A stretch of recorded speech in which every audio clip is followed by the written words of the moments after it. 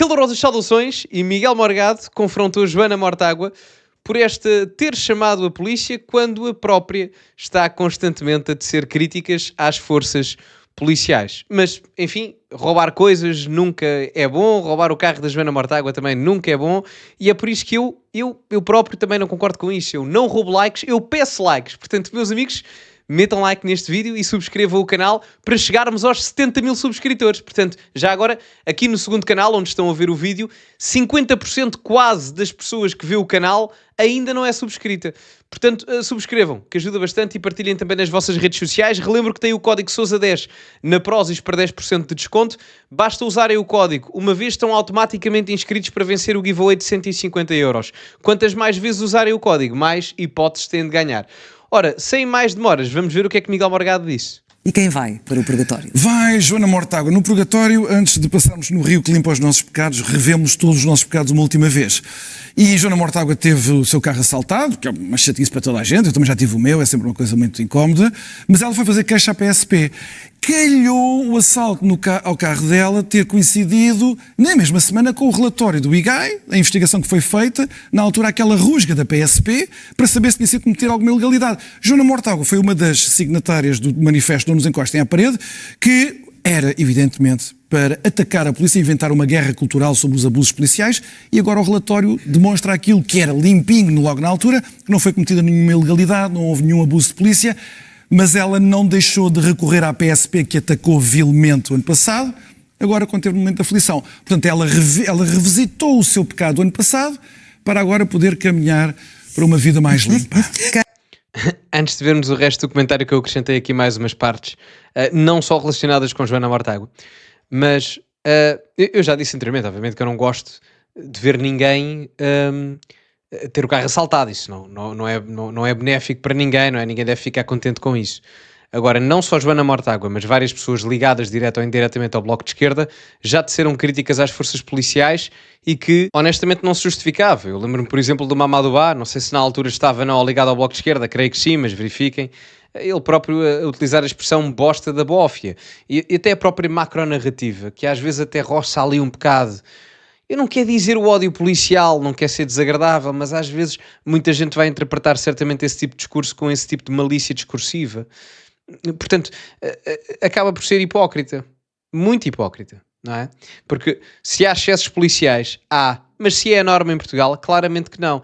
E o que prova que claramente não é a norma, o que a norma às vezes é um pouco a estupidificação do argumento mediático, é o que o Miguel Morgado aqui menciona relativamente ao relatório mencionado, passa a redundância, em que não houve ilegalidade nenhuma naquilo que foi feito no Martim Moniz, mas isso qualquer pessoa sabe.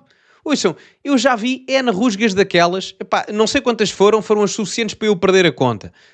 E ninguém morreu por isto, ninguém disse que era uma ilegalidade, em jogos de futebol, na rua quando há comportamentos suspeitos. Portanto, isto é uma coisa perfeitamente normal. Se os polícias estivessem ali a bater nas pessoas e não sei o que mais, a dar murros e papapá, mas não, estavam as pessoas encostadas à parede, não é? E a serem revistadas. Por amor de Deus, eu não vejo qual é que é o problema nisso.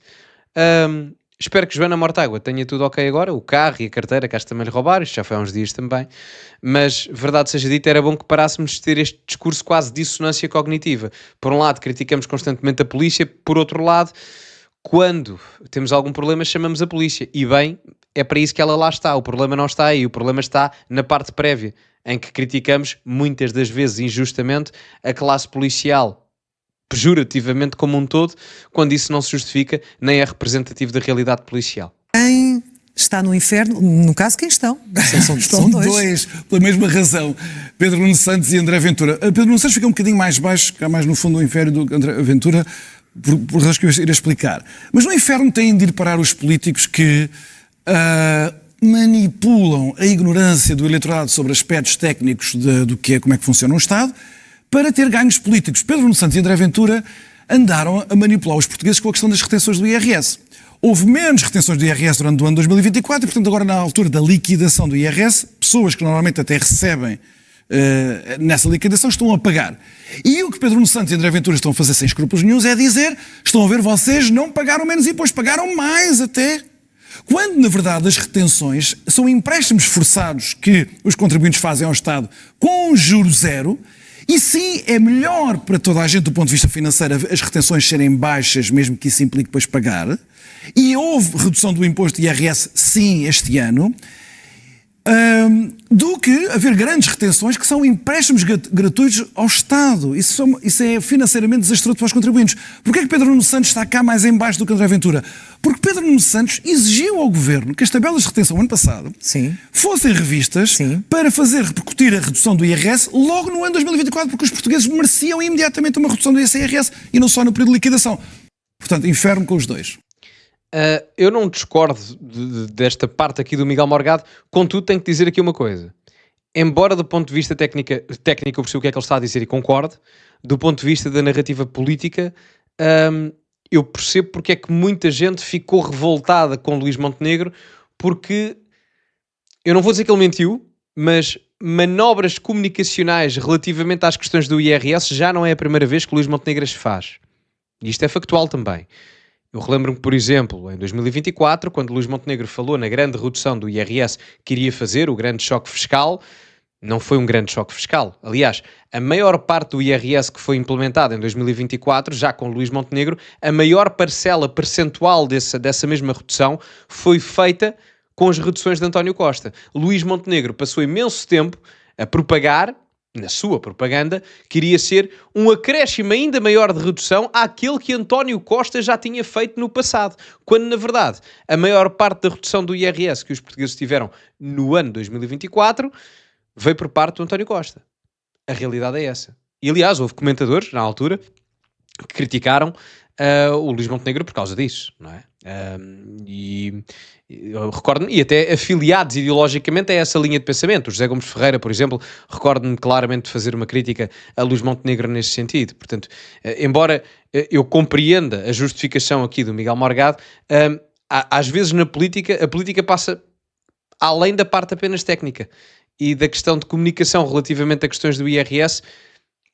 O Primeiro-Ministro já poderia ter sido claro em mais vezes, quer seja nesta, que claramente saiu a perder, mesmo que de um ponto de vista técnico isto esteja certo, parece-me que claramente mediaticamente sai a perder na percepção da opinião pública, e por esse historial da questão do IRS 2024 ter sido a maior quantidade percentual por parte do governo de António Costa do que propriamente por parte de Luís Montenegro. Mas Miguel, só para dar um bocadinho o outro lado, ouvimos dizer que o Governo enganou os portugueses nesta matéria. O que pergunto é se o que está em causa é uma ação de boa vontade, de dar, no fundo, dar a sensação de que a pessoa tem mais dinheiro nos bolsos, mês a mês, se há aqui uma utilização do sistema fiscal português como também um instrumento de política eleitoral ou mais um episódio de má comunicação fiscal, porque o que alegam é que o Governo estava na expectativa de que o Orçamento do Estado pudesse ser chumbado e criar essa expectativa nas pessoas de que teriam mais dinheiro no bolso ao fim do mês. Eu ouvi Luís Montenegro fazer o argumento que eu fiz, mas a posteriori. A posteriori.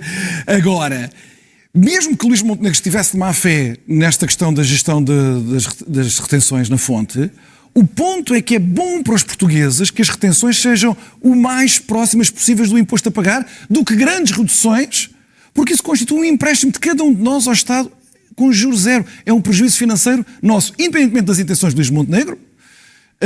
Esta situação é melhor para nós. Pedro Nuno Santos e André Ventura sabem disso. Pedro Nuno Santos tem uma grande experiência política e André Ventura é um homem da fiscalidade, do direito fiscal. Portanto, eles sabem disso e mentiram deliberadamente aos portugueses. Ou seja, eu acho que aqui estão todos mal. A questão é essa. Ou seja, claramente o Pedro Nuno Santos sabe isso, aliás, porque o orçamento de 2024 pelo qual foi acordado, por acaso já não sei se ele estava no governo.